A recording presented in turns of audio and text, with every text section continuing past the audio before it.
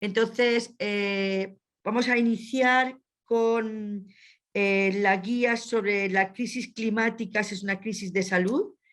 Es tiempo de actuar, que va a presentar Jesús de la Osa. Jesús de la Osa trabaja en el Servicio de Medio Ambiente y Sostenibilidad del Ayuntamiento de Zaragoza. Jesús, cuando quieras. Hola, buenas tardes a todas y a todos. Muchísimas gracias a Losman y a Marina y a Clara por invitarnos y por poder hacer esto. Bueno, voy a compartir pantalla, si os parece, y me voy a poner un temporizador para hablar solo 15 minutos, que es lo que había que hablar, ¿no? Bueno, sabéis que aparte, bueno, muchas gracias a todas las 200 y pico personas que estáis conectadas y que no os podemos ver, nos encantaría veros. Pero muchísimas gracias por dedicar una tarde de vuestro tiempo a esto. Bueno, de las guías que se están presentando hoy, pues con buen criterio se han planteado unas pequeñas guías para la ciudadanía, ¿no? Que son las que vamos a ver ahora. Y en concreto, pues yo he participado también en la guía para profesionales con Julio Díaz y Cristina Linares, pero nos ha tocado hacer también la guía para ciudadanía, ¿no? ¿Cuál es el contexto de una guía así, ¿no? Pues por ponerlo en una sola imagen, os he pegado aquí las franjas de Hawkins, ¿no? Donde se ve cuál es el incremento de temperaturas de la Tierra, ¿no? Yo creo que este es el contexto del que tenemos que partir, resumido en una única imagen, y que Julio Díaz y Cristina Linares ya os han explicado bastante en la guía profesional, de tal manera que han hecho ya mucho spoiler de lo que vamos a contar. Pero bueno, este es el contexto del que podemos partir, ¿no? Y las guías para la ciudadanía son un documento muy breve. Fijaos, que tiene 1, 2, 3, 4, 5, 6, 7 y 8 páginas, ¿no? Entonces tienes que explicar o queremos hacer llegar a la ciudadanía de forma sencilla, pues el encargo es hablar de cambio climático y salud. Pero si os fijáis, de esas 8 páginas, resulta que hay una portada, hay una contraportada, hay unos créditos, de tal manera que al final nos queda cuenta, cambio climático y salud en 4 páginas. Bueno, pues a eso vamos y esto es lo que vamos a ver. Cuando tienes poco espacio es esencial poner un buen título, ¿no? Y en este sentido queríamos que el título y el subtítulo recogieran el mensaje clave. Un mensaje clave que ya Julio Díaz y Cristina Linares se han ocupado de explicarnos muy a fondo, sobre todo además en las preguntas finales cuando Julio ha respondido, ha insistido, pero idea clave que no siempre está presente. Y es que la crisis climática, y ya no estamos diciendo el cambio climático, sino crisis climática, porque en esa gradación cambio climático, crisis climática, emergencia climática, queremos dejar claro que es una crisis, como otras de otros muchos tipos, como ha sido la crisis de la pandemia o como son las crisis asociadas a las guerras, pero la crisis climática es una crisis de salud. Y por tanto, dos cosas, también partiendo de la misma idea que nos contaba Julio Díaz y Cristina Linares, ¿no?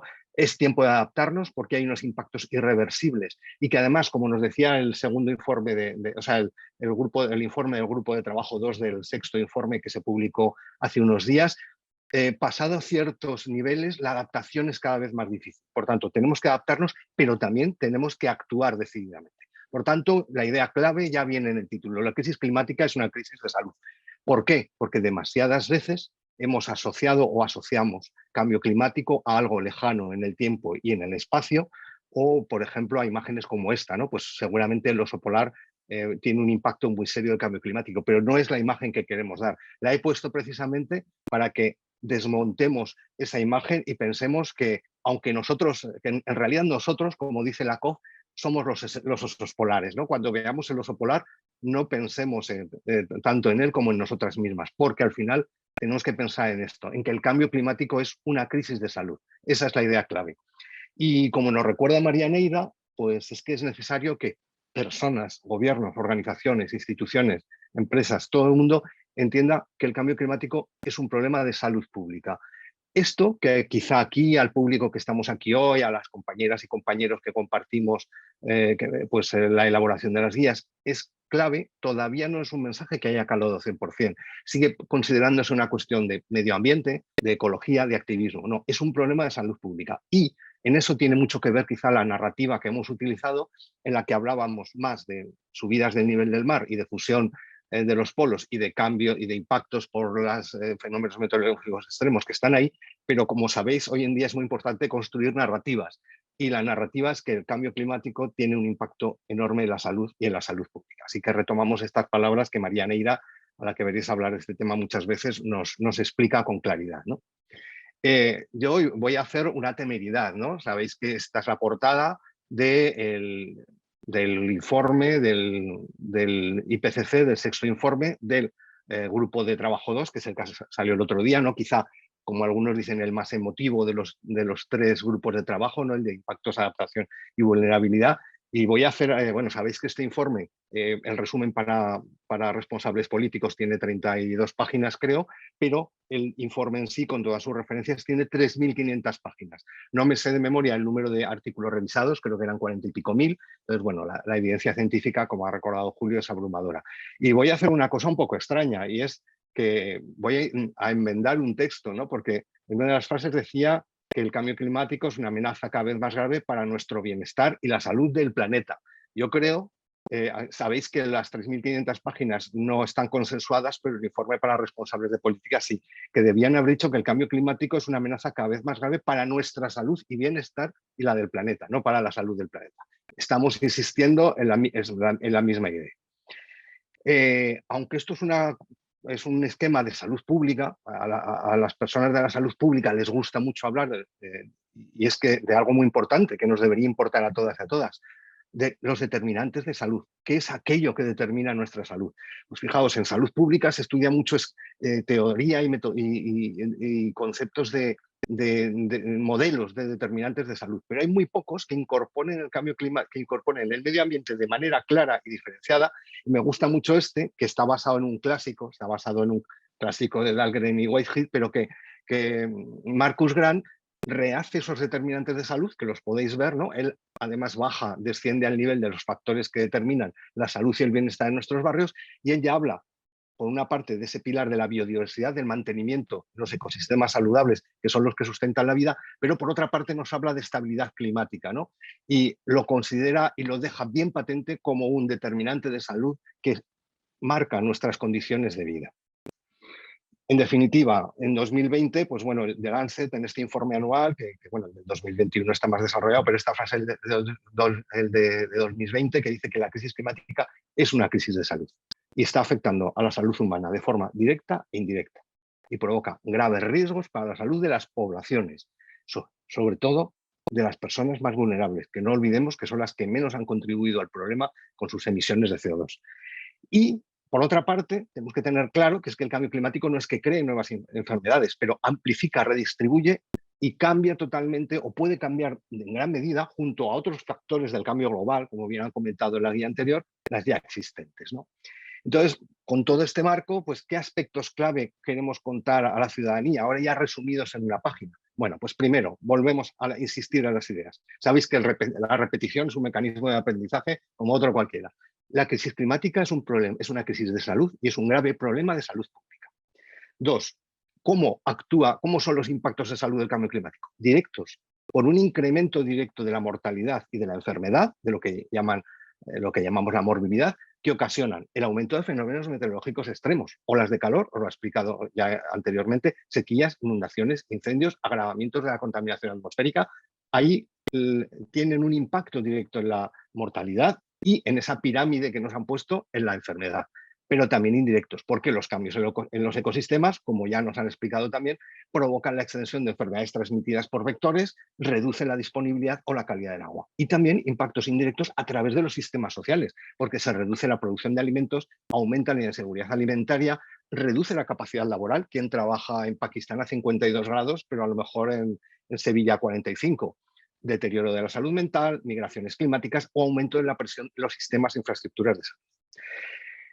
Pero ya tenemos que enfocarnos a que la acción por el clima, a través de la adaptación, que es absolutamente necesaria, y también de la mitigación, porque no son cuestiones distintas o contrapuestas. Cuanta más mitigación, menos adaptación es necesaria. Es una moneda con las dos caras que deben funcionar. Y esas acciones por el clima tienen un montón de beneficios, lo vamos a ver después. Tenemos que engancharnos a esos beneficios que nos producen. Cada décima de grado de reducción que no consigamos que no suba, salva millones de vidas, salva miles de vidas, hay que tenerlo claro. Y por tanto la adaptación es una prioridad en salud pública. Y no olvidemos, como siempre en salud pública, como siempre en salud comunitaria, como siempre en promoción de la salud, que las personas más vulnerables son las que más van a sufrir la crisis climática, que es un amplificador también de las desigualdades e inequidades en salud. Tema súper interesante. Sabéis que la desigualdad, la pobreza matan más que cualquier otra cosa. Pues el cambio climático, la crisis climática viene a amplificar todas esas cuestiones. Este esquema que es de un libro que hicimos, ya os lo ha puesto Cristina, ¿no? Porque a la hora de, dijimos, tenemos que explicar esto gráfica y visualmente a las personas. Y bueno, pues una opción en la guía para profesionales pusimos esta, y yo luego me planteé qué esquema de los muchos que hay podemos utilizar para la guía, ¿no? Y fijaos, aquí os he recopilado, esto es la trasera de los esquemas que uno miró y valoró para explicar de manera visual cuáles son los impactos en salud de la crisis climática. Y al final nos decidimos por este más sencillo del Centro de Control de Enfermedades de Estados Unidos, donde veis cómo, partiendo de esos cambios biofísicos que provoca el cambio climático, el aumento de la temperatura media global del planeta y todo lo que ello desencadena, podéis ver, no os lo voy a leer, simplemente lo podéis ver en pantalla, pues los diferentes mediados por una serie de circunstancias, cómo acaba en enfermedad y muerte, ¿no? Las podéis ir viendo con pues arriba a la derecha tenéis ese amplio abanico de enfermedades transmitidas por vectores que nos han estado comentando los compañeros, pero vemos que, tal como ha explicado Cristina, pero en este otro esquema que nos parecía el más sencillo y accesible para las personas, es el que hemos incluido en el folleto. Por tanto, numerosos impactos en la salud humana. Y esto simplemente quiere reforzar el tema de las desigualdades e inequidades. En el folleto solo lo hemos dicho en un párrafo, pero aquí tenéis algunas de las vulnerabilidades que también han explicado en materia de olas de calor Julio y Cristina, pero yo creo que cualquier acción frente al cambio climático y salud tiene que enfocarse en un enfoque, en una visión de inequidades. Por tanto, adaptarse y actuar frente al cambio climático es actuar a favor de la salud de las personas. ¿Y qué puedes hacer tú? Claro, una de las peticiones que se nos hacían es que dijéramos, ¿qué se puede hacer? Bueno, y lo escribimos así, pero yo ahora le diría a Clara, si hiciera el folleto de nuevo, quizá tenemos que cambiarlo. Vamos a ver por qué. Porque tenemos que incidir más en las acciones que tienen más impacto.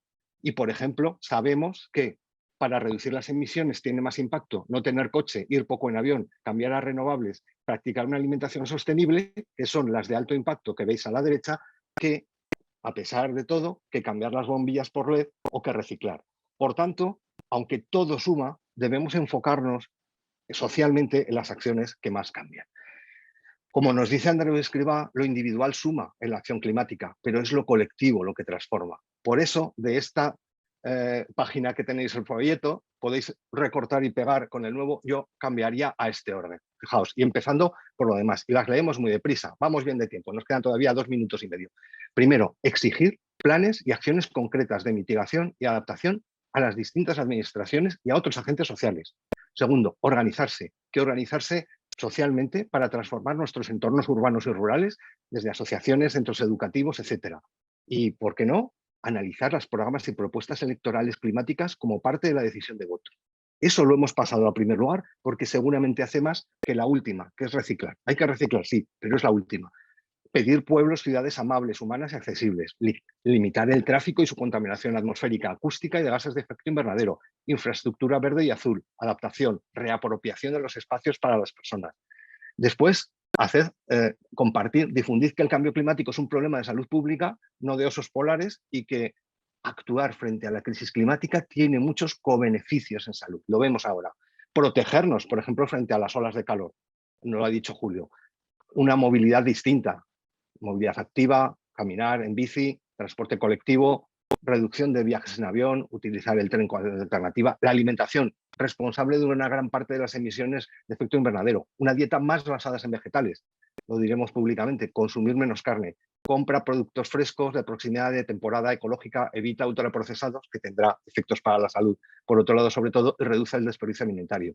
En energía, pues otra serie de consejos clave, pero seguramente contratar renovables, hacer autoconsumo y comunidades energéticas puede tener mucho más valor que cambiar una bombilla. Agua, ahorrar agua como recurso limitado e impactado por el cambio climático. Y, por supuesto, rechazar del sobreenvasado, reducir, reutilizar, etcétera. Pero ya habéis visto que hemos puesto eso en primero. Porque el tema es que no tenemos que decir que vamos a vivir peor para frenar el cambio climático, sino que vamos a frenar el cambio climático para vivir mejor. Y ahí está el tema clave de los cobeneficios en salud. Porque, si os fijáis, y esto lo hemos incluido en la guía, que todas esas acciones que van a favor del clima mejoran los determinantes ambientales y sociales de la salud, que son la segunda franja que tenéis ahí. Fijaos qué de flechas y relaciones, pero por poner un ejemplo, el transporte activo y a pie y en bici reduce la contaminación atmosférica, mejora la calidad del aire, hace la movilidad más segura, reduce el ruido ambiental y aumenta la actividad física. Y de ahí ya te vas a un montón de cobeneficios en salud. Esto tenemos que utilizarlo como palanca de acción climática. Este lo miráis más despacio, pero es lo que queremos que nos ayude a dar el paso para tener optimismo dentro de dentro de un problema grave. Voy a parar, me quedan 30 segundos, ¿vale? Y por último, hemos puesto unas fuentes recomendadas. Fijaos, ahí tenéis unos libros divulgativos de cambio climático y salud de un observatorio de salud y medio ambiente. El primero lo hice yo hace años, pero luego han salido varios que tienen la ventaja de que son muy divulgativos e infográficos. Muchas de las infografías que utilizamos, pues inicialmente las hice para ahí. Después la página de la OMS, y me encanta esta publicación, que aunque para público general puede ser un poco elevada, pero es que es súper chula. El argumento de salud para la acción climática. Está en inglés, pero es súper interesante, con ejemplos y buenas prácticas. Bueno, nada, simplemente agradecer un montón la oportunidad que me habéis dado, yo que no soy científico ni investigador, que solo soy educador ambiental, de participar en este equipo. Agradecer a Julia y a Cristina por la colaboración en la guía, a los revisores externos y desde luego a Losman. Y nada más.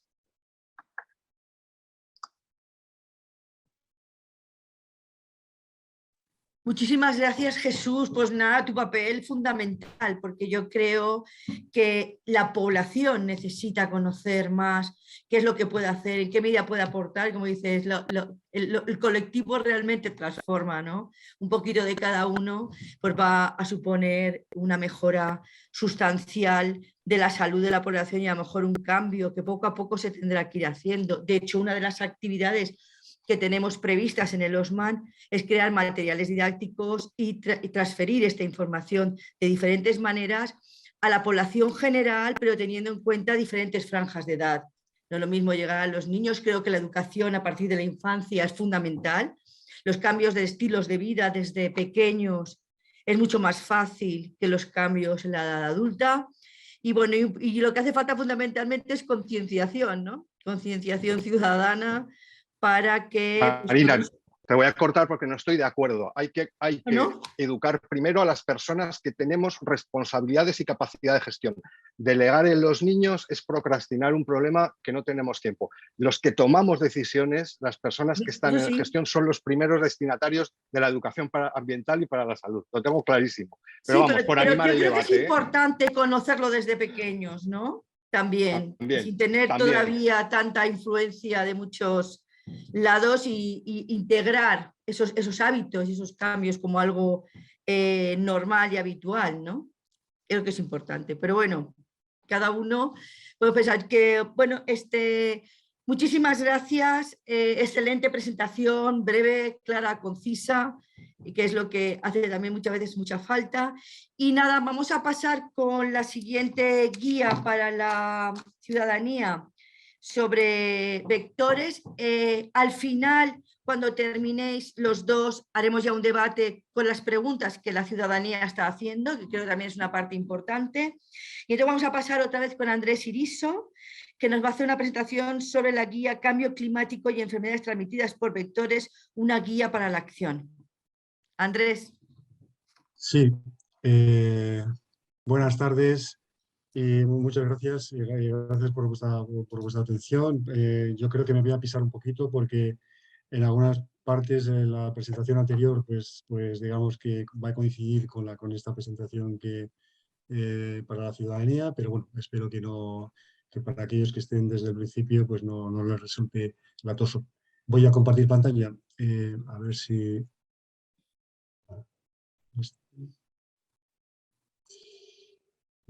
presentación.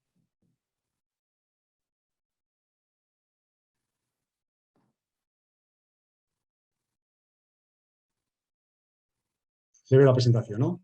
Sí. Sí, vale, Sí. estupendo. Bueno, pues en Atención. la, en la guía para ciudadanos hemos participado las mismas personas que para la guía anterior y bueno, nosotros también hemos querido darle, digamos, ese toque, digamos, más didáctico, ese toque, digamos, más de, que también, bueno, evidentemente nos había pedido los manos. Y por eso en el título, pues le hemos puesto, tuvimos un debate y le hemos puesto el título este de Cambio climático y enfermedades transmitidas por vectores, una guía para la acción, ¿no? Porque lo que queremos es dar instrumentos, es decir, hay que conocer una realidad, pero tenemos que tener, digamos, los instrumentos para, en un momento dado, saber cómo actuar, ¿no? ante esos problemas, ¿no? que se nos plantean. Entonces, por una parte, bueno, pues como introducción, ¿no? Es decir, un poco, pues como es una guía de la ciudadanía, pues un poco definir las enfermedades infecciosas y qué mejor que con un ejemplo, ¿no? Es decir, porque todo el mundo sabe que es la malaria, el dengue, la leishmaniosis, ha oído hablar de ellas, la enfermedad de Lyme, todo esto son enfermedades infecciosas y se transmiten por artrópodos, ¿no? Que se alimentan de sangre, principalmente fleotomos, mosquitos y garrapatas, que son los que hemos desarrollado en esta guía y también en la anterior. Aquí tenemos la fotografía precisamente de un flebotomo que sale en la guía, de un mosquito, que concretamente es el mosquito tigre, y de una garrapata, que es el Ixodes vecino, ¿no? Que también está en España. Entonces, la cuestión está en que estos vectores son seres vivos que no son capaces, digamos, de regular su temperatura. Son aquello que denominamos desde el colegio seres de sangre fría, y su metabolismo depende realmente del ambiente, ¿no? De la temperatura y de las condiciones del hábitat en los que se desarrolla, por lo cual su ciclo vital va a estar condicionado por esa temperatura ambiental, ¿no? Evidentemente, y aquí no voy a extender mucho porque esto ya lo he explicado antes y lo han explicado todos anteriormente también, Julio y Cristina, el cambio climático pues está produciendo una serie, digamos, de efectos que van a incidir en los vectores. Y voy a solamente a resaltar dos, ¿no? Concretamente, el aumento de la temperatura que está produciendo unos inviernos cada vez más cortos, unas temperaturas más moderadas y con menos heladas, y por otra parte unos veranos cada vez más largos que hacen y en los que hay una mayor frecuencia de olas de calor y una mayor frecuencia también de noches tropicales con temperaturas mínimas por encima de los 20 grados. Estos aspectos, junto con una precipitación irregular, pues van a condicionar, digamos, la actividad de los vectores de muy diversa manera, ¿no? Fundamentalmente desde dos puntos de vista, digamos, generales. Por una parte, provocando un aumento del periodo de actividad de estos vectores, lo cual va a producir un aumento, digamos, un alargamiento del ciclo, un alargamiento del tiempo, del periodo en el que están activos a lo largo del año, ¿no? Y con lo cual, si están más tiempo activos, van a tener, digamos, más oportunidades de infectarse y de infectar a otros animales o a las personas, ¿no? Es decir, de producir, digamos, enfermedad. También esta mayor actividad va a hacer que haya una mayor densidad de estos vectores, una mayor presencia de estos vectores que además se desarrollen de una forma, digamos, más rápida y esto evidentemente va a aumentar el riesgo de las enfermedades que puedan transmitir. Y luego otro aspecto que evidentemente va a tener como consecuencia este cambio de estas variables es una extensión de las áreas de distribución con un desplazamiento en latitud, es decir, unas áreas hacia el norte que van a ser cada vez más idóneas para su hábitat más idóneo para su desarrollo y también en altura. Se ha comprobado en este sentido decir, que no solamente estos vectores tienen este comportamiento o algunos de estos vectores se han detectado que tienen este comportamiento, sino que también las enfermedades digamos que han aumentado su incidencia tanto en altura como en cuanto a su desplazamiento hacia el norte, lo cual se interpreta como un efecto del cambio climático. En cualquier caso, el cambio climático es un factor más, un factor realmente muy importante, pero hay muchos otros factores que influyen, digamos, en la aparición de enfermedades vectoriales, ¿no? Y por ello algunos autores hablan de cambio global, no solamente cambio o crisis climática, sino cambio global, ¿no? En el cual pues, se incluyen pues, muchos otros elementos, como los cambios en los usos del suelo, la globalización de los viajes, del comercio y el turismo, el crecimiento urbano y de las ciudades, los cambios en la morfología urbana, etc. Y eso provoca que los principales, digamos, vectores, mosquitos, flebotomos y garrapatas, que están influenciados por el cambio climático, pues puedan desarrollar o puedan, digamos, aumentar el efecto, digamos, de una serie, digamos, de enfermedades que aquí en esta diapositiva pues señalaba pues como algunas de las más relevantes, pues el virus del Nilo Occidental, el dengue, el chikungunya, Zika, la malaria, la leishmaniasis, todas estas primeras transmitidas por mosquitos, por flebotomos, la leishmaniasis y el virus toscana, y luego por garrapatas, la enfermedad de Lyme, la fiebre hemorrágica de Crimea-Congo, la fiebre botonosa mediterránea, etc. Serían enfermedades que serían o que se están en estos momentos, digamos, aumentando su incidencia o apareciendo por primera vez, como es el caso de la fiebre de Crimea-Congo en España, y que se espera que aumente, digamos, su incidencia y su distribución territorial por el cambio climático, y para las cuales pues hay que ver qué es lo que podemos hacer como ciudadanos, ¿no? Y como ciudadanos, pues lo que hemos desarrollado en la guía ha sido pues una serie, digamos, de aspectos concretos para cada uno de estos elementos, para cada uno de estos vectores, mosquitos, flebotomos y garrapatas. Y estructurados en dos ámbitos. Por una parte, cómo evitar la proliferación y cómo prevenir picaduras, ¿no? Y para que los ciudadanos puedan tomar desde ese punto de vista posturas activas de control y de evitar, digamos, estas enfermedades o que les puedan afectar estas enfermedades. Entonces, en el caso de los mosquitos, pues se habla, digamos, de esas acciones de eliminación, de lugares de acumulación de agua donde los mosquitos pueden desarrollarse y muy cerca, digamos, de los ámbitos urbanos, sobre todo en el caso del mosquito tigre, y sobre cómo se pueden prevenir las picaduras, desde llevar una ropa que cubra todo el cuerpo, la utilización de repelentes, la utilización de telas mosquiteras en el interior, la utilización de difusores eléctricos, toda una serie, digamos, de elementos que nos permiten en un momento dado poder evitar estas picaduras y ser infectados por las posibles patógenos que pudieran transmitir estos vectores. En el caso de los flebotomos, lo mismo, ¿no? Y en este caso lo que hemos hecho también es reseñar un aspecto realmente que consideramos muy importante en el caso de los flebotomos. Es decir, la mejor forma, digamos, de disminuir, de controlar este efecto por parte de los flebotomos es protegiendo a las mascotas. Y ese es un elemento, digamos, muy importante, ¿no? Hay que prevenir las picaduras a las mascotas, los perros fundamentalmente, gatos.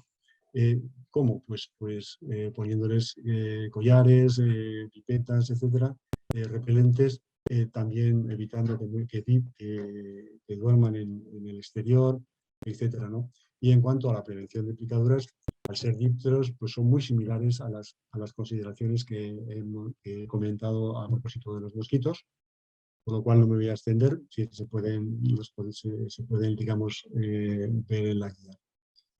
Y finalmente, el caso, digamos, de las garrapatas, pues es un vector que vamos encontrando sobre todo en las actividades, digamos, al aire libre.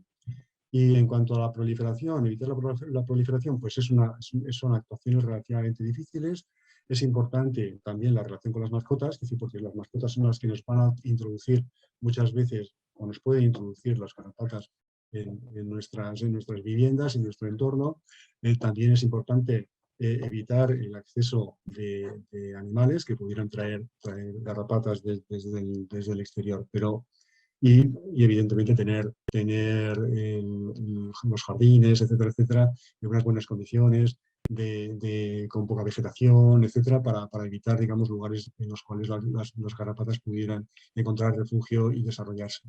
Y en cuanto a la prevención de las picaduras, pues es muy importante que cuando salgamos al aire libre, pues utilicemos también pantalón largo, y ropa también de manga larga, camisa de manga larga, para tener la mayor parte del cuerpo cubierto. Que tener los calcetines por encima de los pantalones es algo realmente fundamental.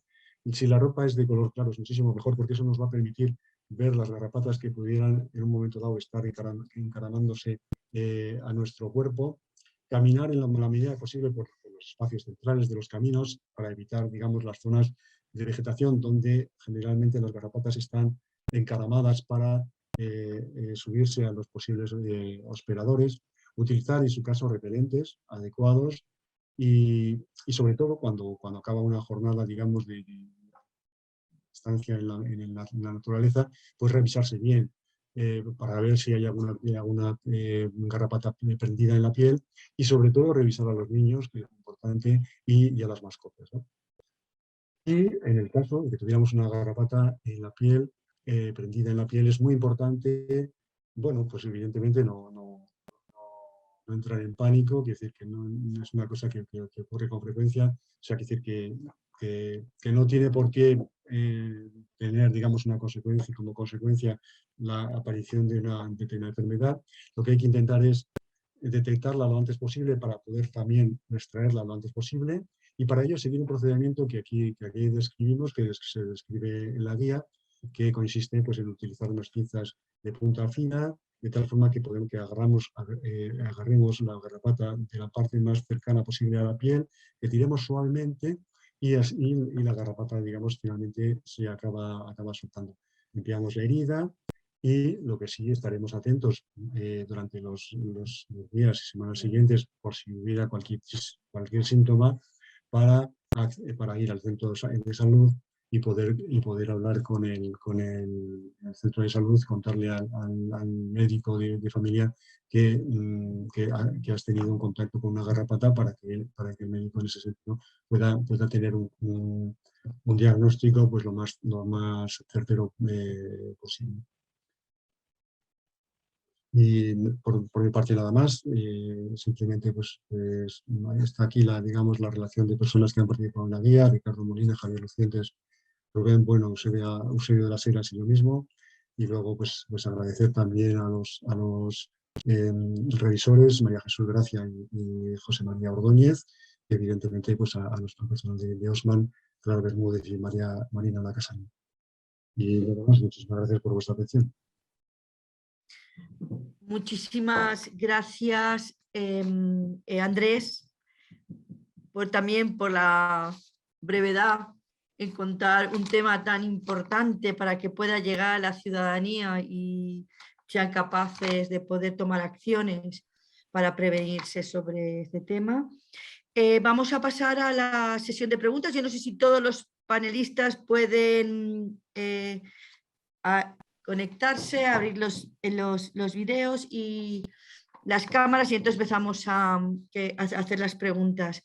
Leticia, tú has tomado nota de las preguntas que la gente estaba haciendo, entonces si nos puedes... Tienes el audio desactivado. Perdón, ahora. Sí, he tomado nota de la pregunta. Muchas gracias por las presentaciones. Bueno, en general, durante todo el desarrollo de las jornadas sí se ha puesto en manifiesto entre los asistentes la importancia de la difusión de las guías, ¿no?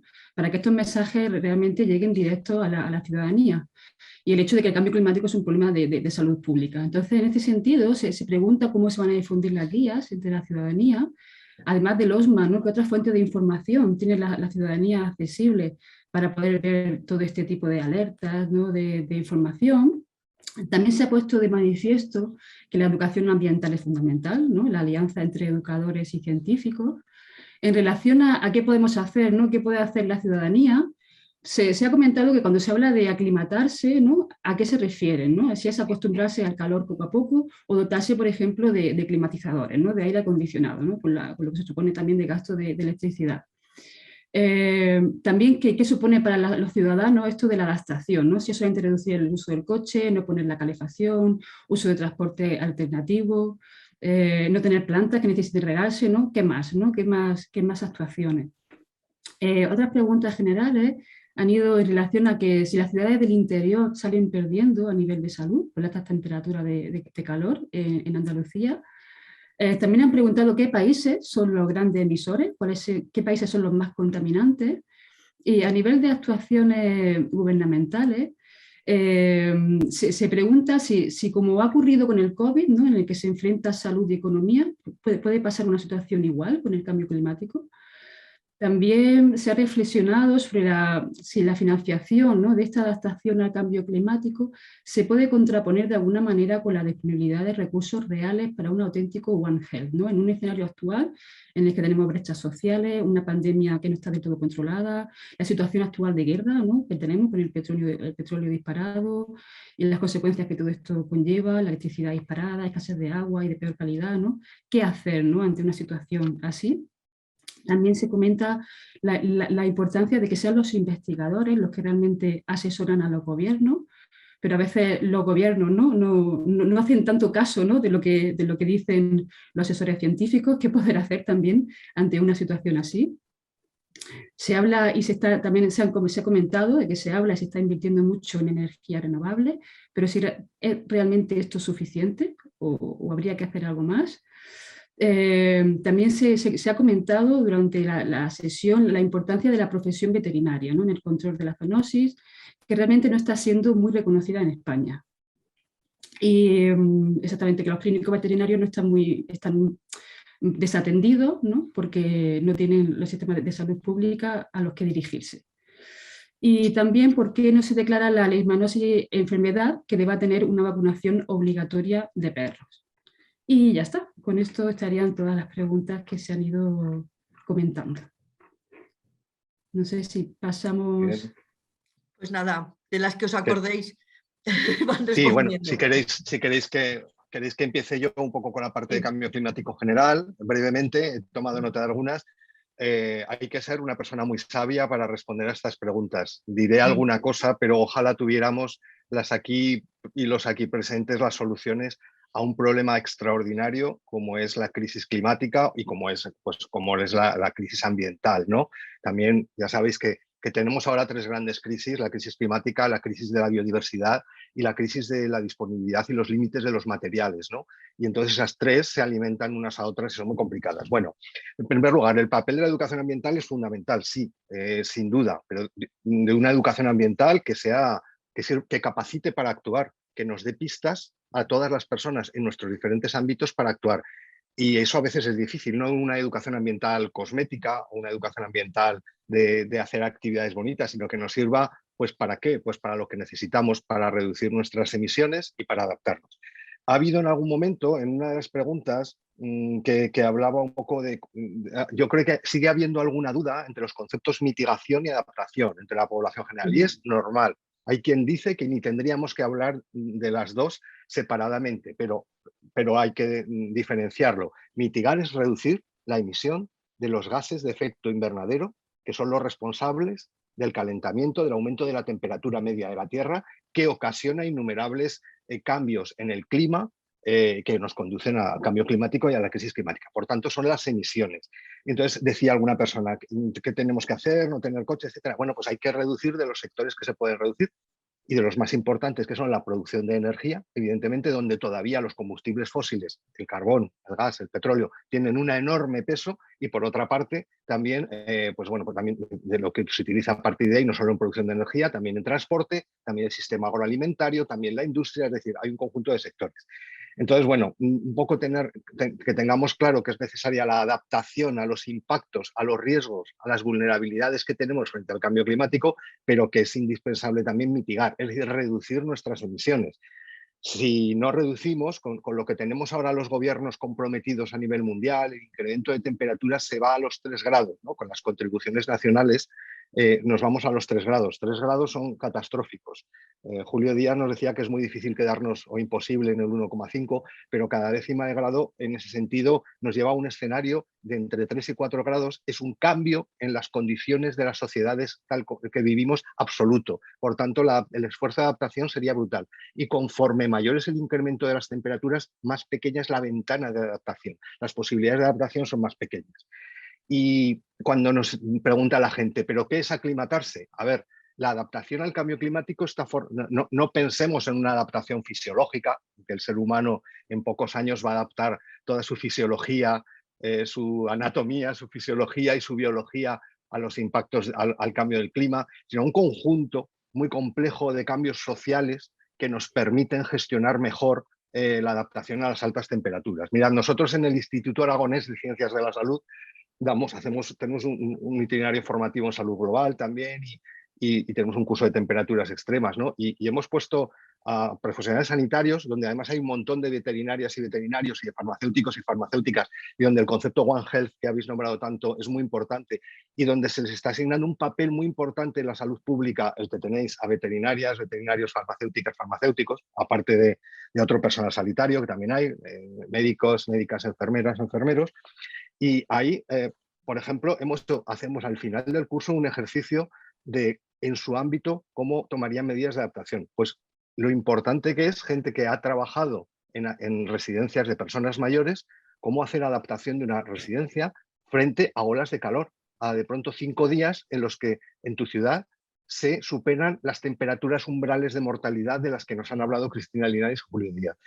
Pues si tú tienes un plan para el calor dentro de una institución, que puede ser un hospital, donde hay gente muy vulnerable, que puede ser una residencia de ancianos, con una serie de medidas que no exclusivamente son poner el aire acondicionado, puedes cambiar habitaciones a habitaciones más frescas, a personas que tengan riesgo, puedes, cuando hagas una nueva residencia, como algún nuevo proyecto que hay también en Aragón, que esa residencia tenga, pues bueno, sea un edificio de consumo energético casi nulo, que esté muy protegido, que requiera, que sea fresco y sin consumir demasiada energía. Es decir, que hay un montón de mecanismos sociales por los cuales nos podemos adaptar a los impactos del calor. Fundamentalmente va por ahí. La adaptación del propio sistema sanitario, de la infraestructura sanitaria, los planes de prevención, la cultura del calor, que es uno de los casos de éxito en adaptación al cambio climático, viene porque cuando viene el calor, aunque las olas no se pongan de acuerdo el Ministerio de Medio Ambiente con el Ministerio de Sanidad en cómo gestionarla,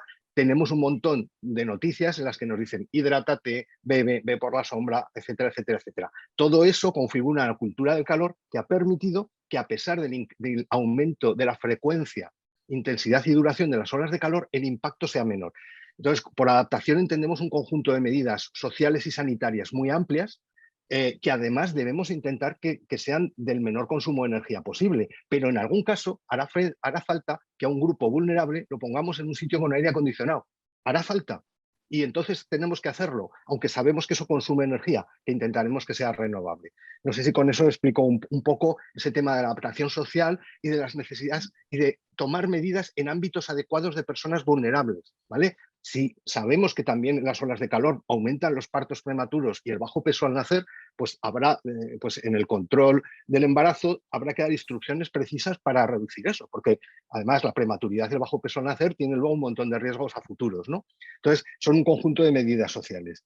Y acabo ya, porque estoy intentando contestar varias de golpe para que luego ya paséis a los vectores, si os parece, ¿no? ¿Las energías renovables son suficientes? Lo que está claro es que hay que reducir los consumos energéticos. Está claro, ya sé que esto es difícil en una sociedad de alta energía, igual es muy difícil incluso, pero evidentemente cada tonelada de carbono que vertemos a la atmósfera pues incrementa el cambio climático e incrementa los grados que vamos a tener que sufrir y a los cuales nos vamos a tener que adaptar. Por tanto, ¿es suficiente? ¿No es suficiente? Yo no soy un experto en energía. Quiero decir que ojalá puedo deciros que sí que es necesario, pero sé que la respuesta es mucho más complicada, por supuesto que sí. Pero eso es un camino que tenemos que tomar irrevocablemente también de la mejor manera posible, con energías renovables muy basadas en lo local, en las comunidades energéticas, en el autoconsumo, en que respeten también en ciertas ocasiones los paisajes, porque pues la biodiversidad es otro peso, pero que ineludiblemente tenemos que ir hacia ellas mientras podamos. Y he contestado a un paquete grande de lo mío, si queda alguna cosa suelta, pero creo que de momento, y como ya vamos un poco más de tiempo, pasamos al otro bloque, si os parece. Perfecto. Ricardo, yo no sé si quisieras responder la pregunta del leishmaniosis de la vacuna en perros. Hombre, yo no tengo experiencia en vacuna perros, pero lo que sucede es que implantar en un programa la vacuna de leishmaniasis frente a perros, cuando no está suficientemente contrastada la eficacia de ellas para implantarlo en un plan global de control de la enfermedad, yo no me atrevería. Yo recomendaría el uso de la vacuna en casos concretos, donde se presenten situaciones de algún brote muy fuerte, para que, bueno, se incorpore esa herramienta. Eso es una cosa que yo no he intervenido nunca en esto, pero yo trabajo para el Ministerio de Ciencia e Innovación. Antes estábamos en el Ministerio de Sanidad, pero Carlos III fue sacado de ahí y se trasladó a otro ministerio. Pero sí sé, ahora todo el mundo lo sabe, por la cuestión del coronavirus, de la pandemia, que existe una cosa que se llama interterritorial, Comisión Interterritorial de Sanidad, donde van todas las comunidades autónomas, sus consejerías de sanidad, y donde me consta que se ha tratado más de una vez estos asuntos, como el del sacrificio de los perros con leishmaniasis, y nunca se ha llegado a un acuerdo, porque además aquí confluyen varios intereses: el del Ministerio de Sanidad, por su repercusión en el ser humano que tiene esta enfermedad, pero también está el Ministerio de Agricultura, con los perros detrás, y qué se hace con ellos. Lo único que puedo decir es que no se ha llegado a un acuerdo. Yo personalmente recomendaría el uso como una herramienta más, pero no como control universal de la enfermedad, porque tampoco la eficacia de la vacuna, y ha habido varias vacunas, luego se han retirado algunas, está suficientemente contrastada como para poder recomendarla de manera generalizada. Es lo que puedo decir. Gracias, Ricardo. Yo también estoy totalmente de acuerdo contigo. Y luego me gustaría añadir una cosa, y es que independientemente de que se aplique una vacuna, en algunos casos habría que seguir realmente con todos los digamos, medios preventivos, ¿no? de utilización de collares, etcétera, y de pipetas, de repelentes, etcétera, para evitar las picaduras del flebotomo, ¿no? O sea que habría que seguir protegiendo a los perros, ¿no? Y el problema de las vacunas es que pueden dar una falsa sensación de seguridad, y en un momento dado podríamos tener, digamos, un conjunto, digamos, de perros vacunados que, sin darnos cuenta, están siendo capaces de transmitir leishmania de una forma silenciosa y sin que seamos realmente conscientes de ello. Está claro que hay que transmitir por esa vía, ¿no? Lo que pasa es que Jesús es el que tiene más experiencia con esto, pero es muy difícil transmitir muchas veces a la población y llegar a la población con mensajes claros y que cumplan, ¿no? o que lo interioricen como para involucrarse en ello. Yo recomiendo que el que tenga tiempo se meta en la página, en la página web en el Ministerio de Sanidad de Portugal, y que ahí se puede ver todo lo que se hizo en materia de comunicación en relación con la población, con la aparición primero de Aedes aegypti y después, a los pocos años, del brote de dengue que hubo allí, ¿no? Y todo lo que se hizo ahí no es tan simple como pudiera parecer, como poner algún cartel en un portal de una vivienda o en el centro de salud. Es muchísimo más complejo, mucho más complejo, y reconozco que es una de las patas más difíciles de poner en marcha, ¿no? Eso es lo que quería añadir, ¿no? Jesús dice que sí, asiente, ¿no? Porque es verdad que es complicado. Sí, bueno, ya sabéis que para cualquier cosa la información no implica cambio de actitudes. Esto lo sabéis muy bien en salud. Entonces, los mecanismos son tan complejos que hay que tratar con agentes clave, con agentes multiplicadores, donde tenéis mucho peso, pues muchas de las personas que estáis aquí, cómo trabajáis, pero tenemos lo que se conoce como la teoría del déficit de información. Ellos no saben, yo les informo, ellos saben, ellos actúan. Falso totalmente. Y cualquier cosa que hagamos con eso vamos a fallar. Por tanto, es mucho más complejo. Nada, sí, es un comentario general, pero que para el tema de los vectores también me parece clave que hay que trabajar. Yo no soy experto en eso en concreto, pero es verdad que hay que trabajar de otras maneras. en relación, hay una pregunta sobre la profesión veterinaria. A mí me gustaría decir algunas cuestiones. Yo no sé si me parece que tú has comentado también ya, Jesús, algunos temas.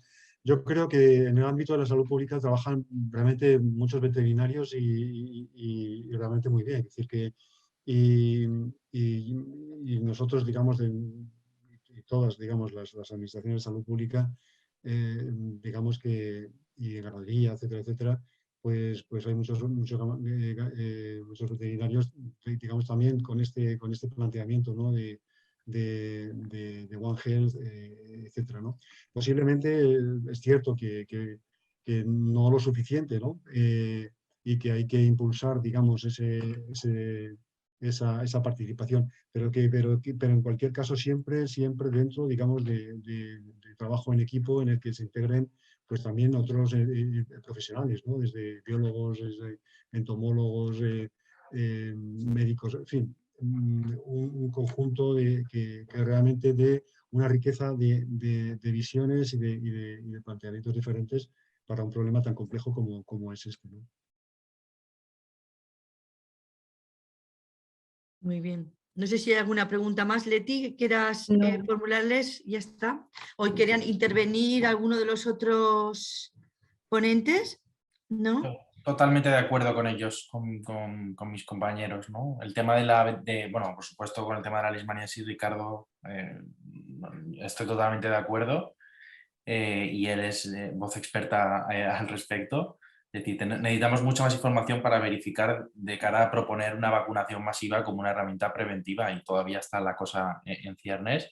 Y también totalmente de acuerdo con Andrés, ya no solo los veterinarios, sino pues eso, muchas otras disciplinas, los biólogos, los entomólogos, pues imaginaros dónde estamos muy por detrás todavía de la cola, pero más que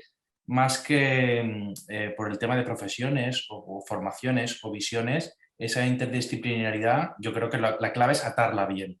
Es decir, que realmente sea sinérgica, no solo por el hecho de tener un tipo de formación o un tipo de visión, sino cómo cuando nos sentemos, pues casamos los conceptos. Es decir, 7 grandes profesionales de 7 vertientes no tienen que dar 7 grandes planes, tienen que dar un plan que valga por 7. Entonces, a veces nos sentamos, lo digo porque muchas veces nos sentamos, ¿verdad? Es interdisciplinar y cada uno va con su libro, ¿no? El reto es hacer un libro con 7 visiones distintas, y no es sencillo, ¿no? Entonces, bueno, yo creo que ahí tenemos trabajo, pero cada vez aflora más gente de perfiles más diferentes, y por supuesto el perfil veterinario tiene que tener en todo esto de las zoonosis y del concepto One Health, de los vectores y demás, un papel pues primordial. Sí, sí, totalmente de acuerdo. No solo, pero totalmente de acuerdo, claro. Muy bien, pues agradecerles a todos vuestra participación esta tarde y el tiempo que nos habéis dedicado, y habéis dedicado a los profesionales, a la ciudadanía en general, y de una manera de transmitir toda esta información, la evidencia científica que tenemos en este momento sobre el cambio climático. Hay una pregunta que se ha hecho, que cómo estamos pensando a través del OSMAN hacer transferencia de todos estos materiales a la población general. Pues en eso estamos trabajando. Y de hecho, pensando, conformando un grupo conformado por educadores ambientales, epidemiólogos, personal de la salud pública, profesionales de la comunicación científica, también psicólogos ambientales.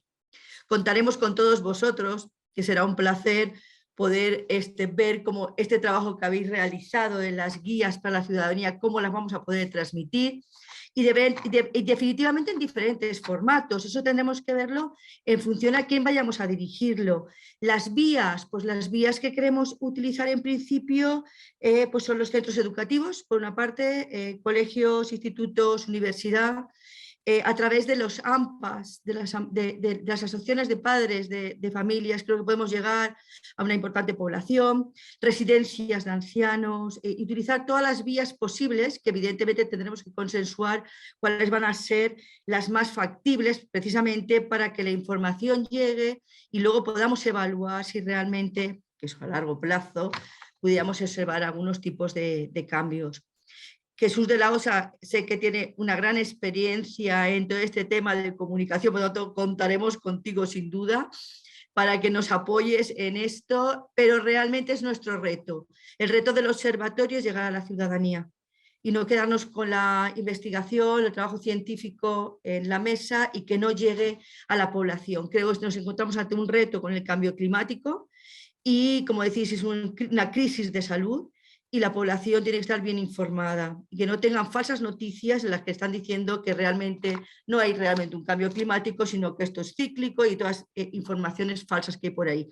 Entonces, pues este es nuestro reto, este va a ser un trabajo durante todo este año también y pues nada, que agradeceros muchísimo. Ha sido una experiencia para nosotros enriquecedora de haber podido contar con tantos profesionales, expertos a nivel nacional e internacional sobre cambio climático, que habéis hecho un gran esfuerzo de poder resumir esta evidencia científica en 2 guías, en guías para profesionales y para la ciudadanía. Creo que es un trabajo, no es fácil, tiene su complicación, sobre todo creo que para los que trabajamos en ciencia, llegar a hacer una guía para la ciudadanía, que creo que incluso aterrizarnos a ese nivel también nos cuesta mucho más. Por lo tanto, agradezco muchísimo todo vuestro esfuerzo y bueno, pues que seguiremos para adelante con muchas más guías, que tenemos previstas otras 3 para desarrollar este año, una sobre exposición a sustancias químicas procedentes de la elaboración de plásticos, otra sobre cosméticos y sustancias químicas en cosméticos y salud. Creo que es un tema que está sobre encima de la mesa y la población no está realmente informada. Y el otro va a ser sobre edificios saludables. Por lo tanto, esos son los temas que le hemos propuesto nosotros a la Dirección General de Salud Pública y Ordenación Farmacéutica. Nos aceptan todo lo que les decimos, por lo tanto no debemos ir por muy mal camino. Y bueno, pues nada, seguiremos trabajando. Si alguno de vosotros tenéis también experiencia en estos temas que estamos diciendo ahora, pues contar con vosotros o por lo menos nos diréis. Tenemos conformado un comité científico bastante grande, que va a ser incluso dinámico, iremos cambiando en función de los temas que vamos a trabajar y vamos a hacer también una consulta a todo el comité científico de cómo podemos trabajar todo esto y creo que mucha gente participando y pensando en cómo hacer este trabajo, pues realmente va a facilitar que podamos transferir la información a la población, a los profesionales y que de alguna manera, si algo conseguimos, pues eso hemos ganado, ¿no? Y nada más, un placer. Vamos a cerrar ya las jornadas y bueno, ya nos iremos viendo en otras adicionales y bueno, y muchísimas gracias también a todas las personas que han estado presentes en estas jornadas. Han entrado más de 200 personas en este momento, después de ya de más de 3 horas en esto, aún siguen 180 personas, 179 personas presentes. Agradeceros vuestra presencia